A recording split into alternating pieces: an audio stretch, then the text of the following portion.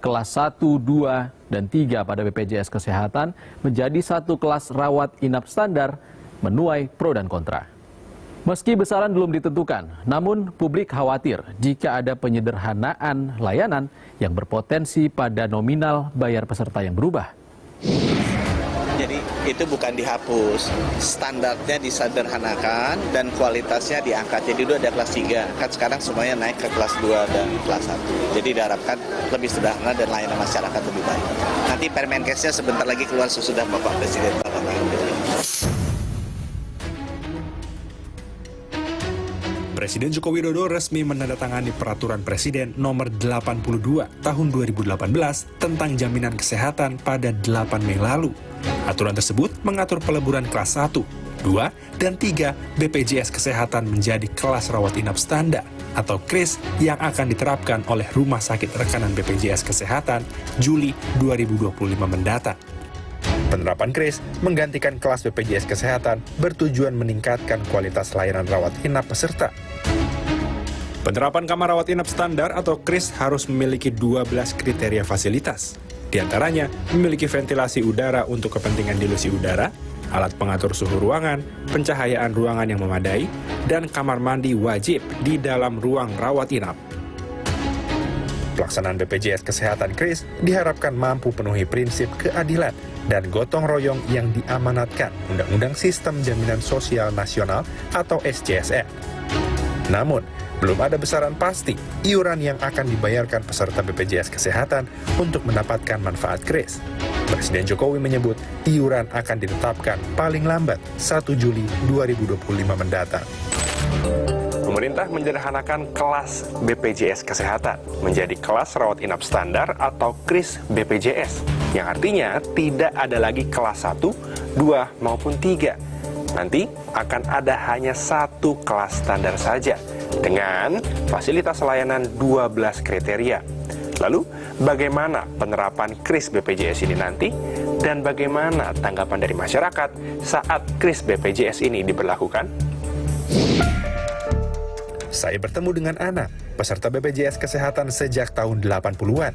Ana mengaku terkejut dengan adanya perubahan kelas BPJS Kesehatan. Ia menyebut harusnya sejumlah pelayanan ditingkatkan terlebih dahulu. Sejak tahun 80-an, kadang-kadang ada kekurangannya, tapi selama ini lumayan lah. Tidak terlalu baik sih, kadang-kadang ada yang mesti kita ikut sibuk, umpama obat-obatannya nggak ada di BPJS, kita harus cari sendiri di luar, yang susah kadang-kadang obat itu. Sementara Vira, anak dari Ana, mengaku selama menemani sang ibu ke rumah sakit untuk berobat, antrean pengguna BPJS Kesehatan mengular panjang. Kalau antreannya panjang, jadi datangnya langsung ngambil nomor, tergantung ke poli apa gitu kan. Udah kita tunggu tuh, kadang-kadang sampai sore gitu. Sampai sore? Sampai siang nanti udah dapat nomor, kita ke polinya kan, nanti di sana nunggu lagi kan. Nunggu lagi. Bisa seharian. Harian. Karena kan abis dari misalnya kontrol, abis itu suruh nunggu lagi untuk yang berikutnya gitu. Mendengar akan diberlakukannya kelas rawat inap standar atau KRIS, Ana mengaku tak masalah, asal pelayanan yang diberikan bisa lebih maksimal.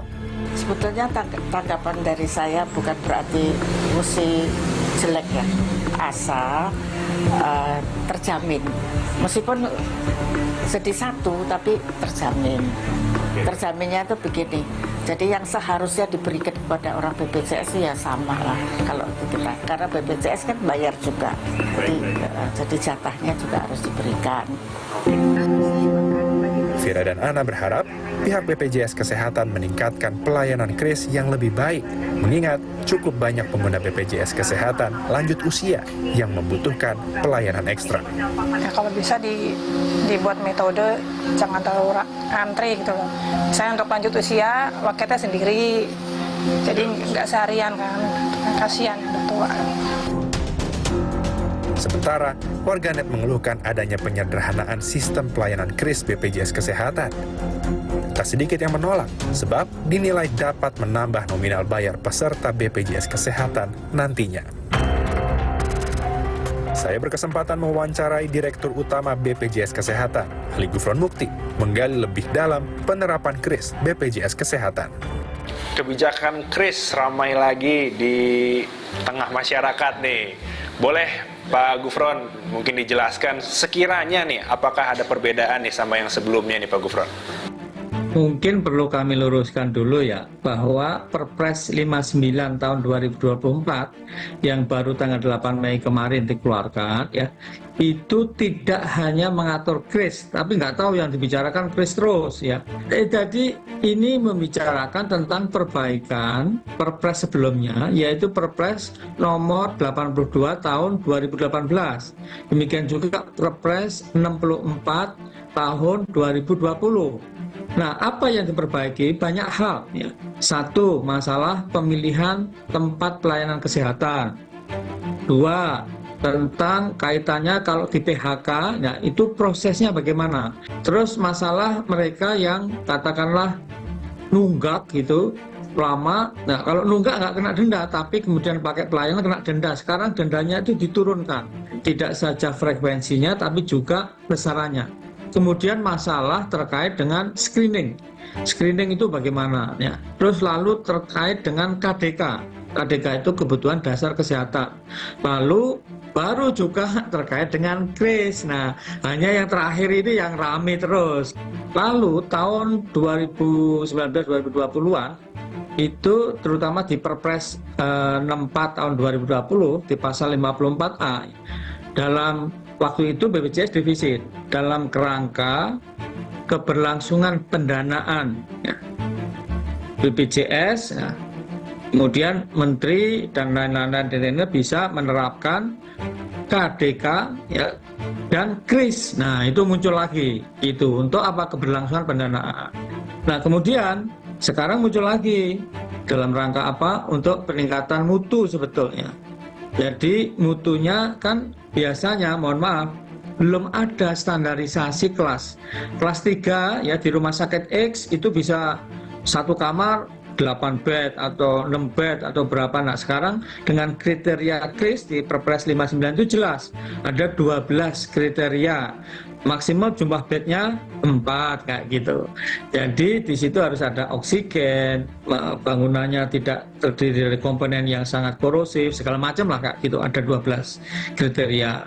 Tetapi sekali lagi kami ingin tekankan, Perpres 59 tahun 2024 ini tidak ada yang di pasal-pasal nanti dihapus kayak tadi itu. Nggak ada yang bilang begitu ya. Nah, tapi jelas bahwa ini memperbaiki dan tidak hanya KRIS ya, tetapi masalah-masalah yang lain juga. Gitu. Terima kasih. Oke. Pak Gufron, tadi dikatakan bahwa sempat ada defisit di tahun 2018 kalau tidak salah ya Pak tadi ya? Iya, 20 sudah mulai. Ya. Dan kalau untuk penerapan KRIS ini kan nantinya akan ada penyesuaian iuran Pak. Sekiranya apakah nggak takut nanti untuk pendapatan dari kelas, misalnya ya kelas 1 dan kelas 2 ini berkurang, nanti akan ada defisit lagi Pak? Nah itu, semua ini sampai detik ini masih sama yang diatur di dalam Perpres sebelumnya, termasuk di dalam Perpres 59 ini disebutkan kembali ya, kepesertaannya itu kan ada peserta penerima upah, yaitu bayar 1% pegawainya, yaitu bisa ASN, bisa TNI Polri, ataupun pegawai perusahaan dan lain sebagainya itu. Nah, di situ pegawai itu bayar 1%, pemberi kerja membayar 5%, sama gitu. Nah, umumnya mereka di kelas 1 tadi, ada kelas 2 gitu, tergantung apakah sudah lebih dari 4 juta gajinya atau belum gitu. Nah, nanti tentu seperti apa ke depan, apakah kelas 1 ini dihapus ya? Itu tentu semua itu akan, dan berapa iurannya akan ditetapkan setelah dievaluasi. Maka dievaluasi dulu. Nah, nanti Kementerian Kesehatan bersama dengan BPJS, DJSN, Kementerian Keuangan, mungkin dan lain-lain untuk kemudian ditetapkan gitu. Jadi sekali lagi nggak usah pusing dan bingung ya. Nanti tunggu saja tanggal mainnya. Yang jelas tentu harus memperhatikan mengenai ability ya, dan willingness to pay. kemampuan dan kemauan membayar masyarakat itu berapa.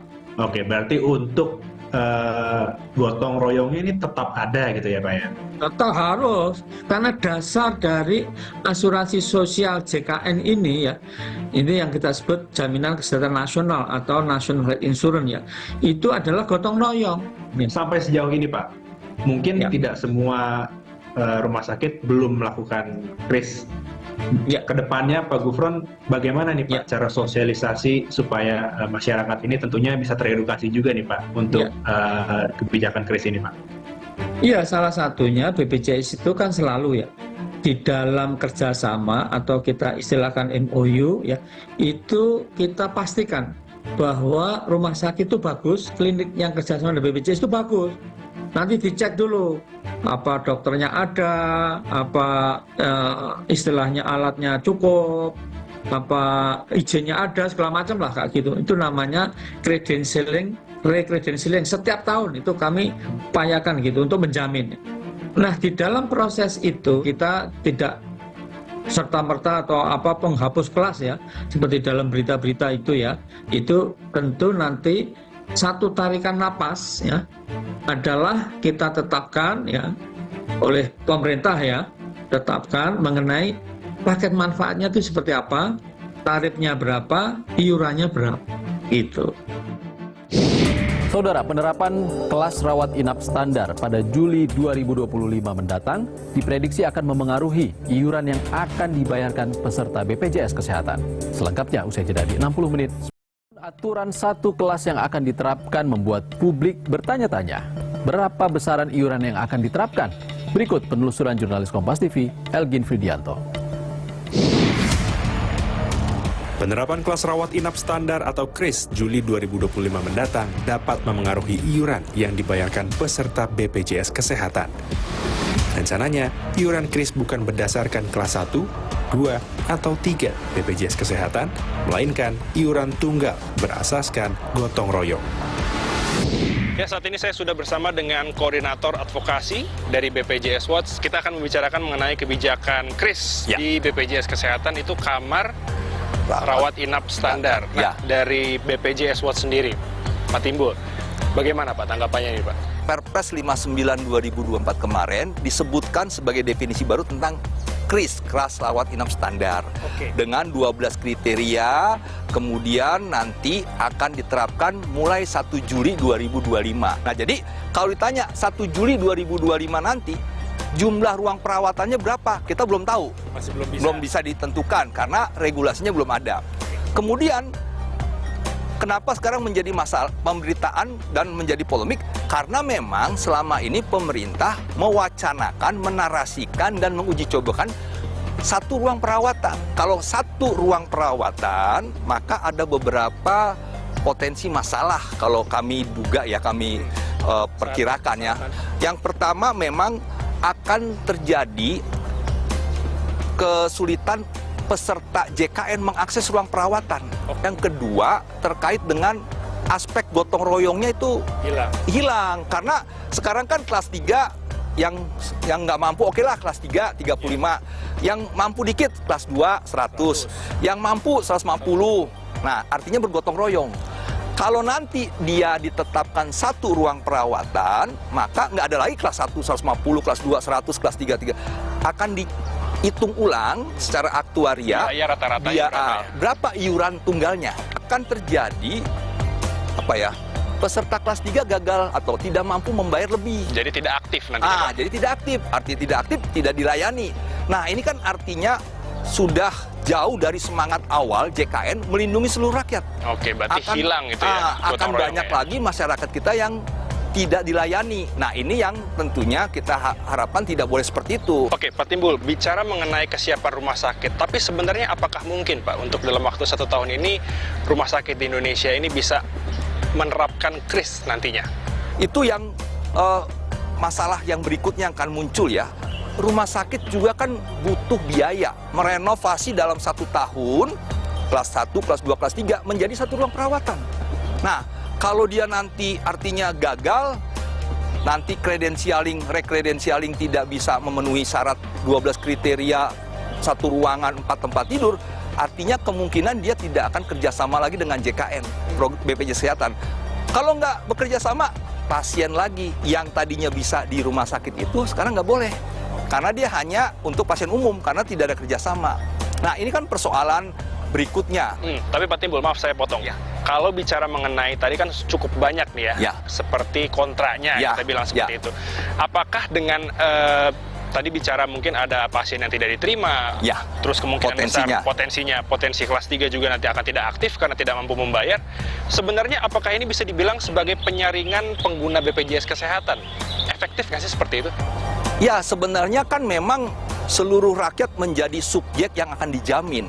Kalau nanti penerapannya di satu ruang perawatan KRIS itu, ya mungkin akan terjadi penyaringan. Dan juga nanti akan diarahkan kepada tadi out of pocket. Out of pocket itu nanti kaitannya dengan bagaimana kemampuan membayar sendiri atau menggunakan asuransi swasta. Nah, ini kan juga yang memang kembali semangat awal dibangunnya JKN untuk membiayai masyarakat. Sehingga tidak ada lagi bilang gini, nggak ada uang, nggak bisa ke paskes, miskin, akhirnya nahan-nahan karena nggak mampu. Konsep gotong royong itu sudah tepat di kelas 1, kelas 2, kelas 3. Tidak di kelas yang tunggal ini. Nah, saya khawatir juga penerimaan pendapatan iuran yang menurun itu akan mengembalikan defisit. Nah, sementara di satu sisi manfaat dinaikkan, screening ditambah, kemudian pendapatan iurannya menurun. Tapi terakhir, Pak Timbul, apakah mungkin Pak, mungkin dengan jalannya dari 1 tahun ini ke depan sampai bulan Juli tahun depan ya Pak berarti ya? 1 Juli. 1 Juli tahun depan ini, ada kemungkinan tidak Pak, kalau seandainya tidak sesuai dengan harapan mungkin dari pemerintah atau mungkin dari Kementerian Kesehatan dan juga BPJS Kesehatan, KRIS ini tidak jadi dilakukan? Ada kemungkinan? Nah, masyarakat itu kan yang kalau kami tangkap itu masih menginginkan kelas 1, kelas 2, kelas 3. Kalaupun mewacanakan selama ini satu ruang perawatan, yaitu harus dikaji ulang, ditinjau. Masyarakat yang menjadi subjek pelayanan nanti.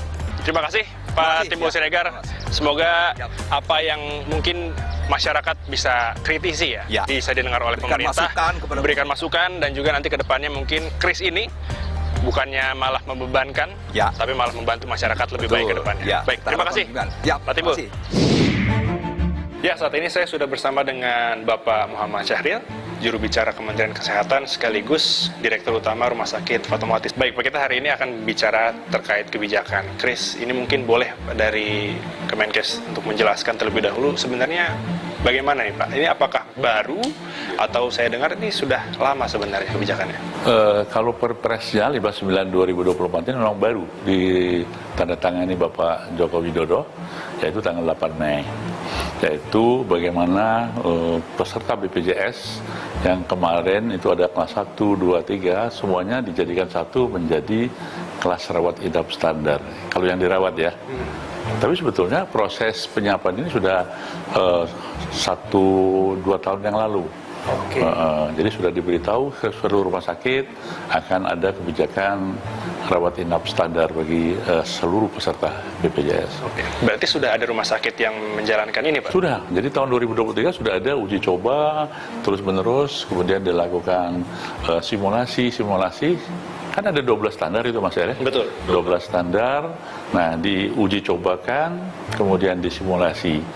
Nah, alhamdulillah di tahun 2024 ada hasil dari evaluasi itu. Ada yang sudah memenuhi 12 kriteria, ada yang baru 11, ada yang 12. Tapi kalau dari hasilnya sekitar 85% sudah mengarah ke terpenuhinya 12 kriteria itu. Dari seluruh rumah sakit di Indonesia, jumlahnya kan sekitar 3.100-an ya rumah sakit seluruh Indonesia. Dan itu sudah mulai memasuki fasilitas-fasilitas baru 85%, berarti masih ada sisa waktu yang betul-betul diberlakukan di 1 Juli 2025. Baik. Saya dengar juga tadi Pak Syahril mengatakan Rumah Sakit Fatmawati ini salah satunya Pak yang menggunakan KRIS. Ini salah satu dari sekian rumah sakit yang dilakukan uji coba, simulasi ya. Jadi kalau di Fatmawati ini ada 750 tempat tidur, ada keharusan sekitar minimal 60% rumah sakit pemerintah itu harus KRIS. 60% dari tempat tidurnya minimal ya. Nah, sedangkan swasta adalah 40%. Jadi kalau tempat tidurnya 1.000, swasta 400-nya minimal ya. Pak, ini kan mungkin maaf mungkin membicarakan banyak, mungkin ada masyarakat yang mengeluh karena mungkin biayanya jadi satu. Dari Rumah Sakit Fatmawati sendiri belajar sudah mulai menggunakan standar KRIS ini, bagaimana Pak tanggapan dari pasien-pasien yang ada? Jadi begini, KRIS ini kalau dari versi secara hukum dan pemenuhan pelayanan publik itu sangat bagus, karena rumah sakit seluruh Indonesia itu diminta untuk memenuhi syarat yang dipenuhi oleh masyarakat yang peserta BPJS. Syaratnya apa? Syarat mutu, kemudian syarat keselamatan, dan tidak ada lagi pembedaan kepada peserta. Dan kalau dilihat dari syarat KRIS itu, bayangkan kalau dulu ada loh kelas 3 itu bisa 5, 6, 7, 8 tempat tidur, satu ruangan, kemudian ada toiletnya di luar. Nah sekarang nggak boleh. Jadi sekarang itu maksimal hanya boleh 4 tempat tidur, dan toilet atau kamar mandi harus di dalam, dan semuanya dalam keamanan dan kenyamanan. Nah Pak, ini kan mungkin bicara mengenai iuran. Nah ini gimana nih Pak iurannya nih? Nah tentu saja nanti akan ada suatu pembahasan tentang iuran para peserta. Karena kan semua sudah keras standar nih, ya kan. Yang kedua tentu saja juga ada tarif ya, tarif yang saya kira tarifnya sudah lama ya, belum dilakukan suatu perubahan. Nah sehingga kita harus membuat happy masyarakat peserta BPJS, kemudian rumah sakit maupun pemerintah. Jadi ada win-win solution. Oke, berarti masih digodok ya Pak? Oh digodok, tapi nggak lama akan keluar ya. Nggak lama akan dan keluar. Itu akan diberlakukan 1 Juli tapi 2025. Oh, untuk iurannya? Iya. Oke, berarti tarifnya juga begitu. Tarifnya begitu. Berarti kalau sekarang ini masih yang lama. Masih yang lama. Kabar tadi menjadi penutup 60 menit special report edisi kali ini saudara. Saya Ihsan Sitorus pamit. Terima kasih. Sampai jumpa.